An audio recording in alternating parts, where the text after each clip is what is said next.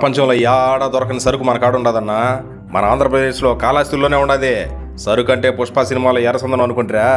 దాని గురించి మాట్లాడేంత పెద్దోని కాదులే కానీ చాలా మంది కాళహస్తి కోవా బాగా ఫేమస్ అని చెప్తే ఓ తూరు తిందామని కాళహస్తికి వచ్చిన.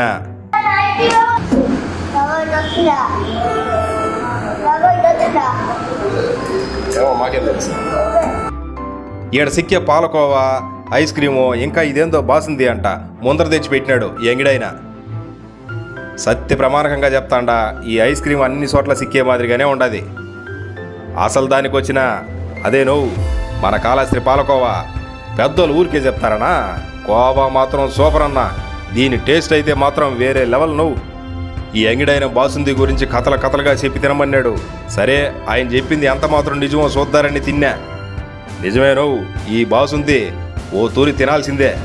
ఇంకపోతే ఏడు రేట్లు కూడా అందరూ కొనే మాదిరిగానే ఉండాయిలే. ఇంట్లో మా అమ్మ నాయనకి కూడా ఓ పార్సిల్ తీసుకున్నాన్నా.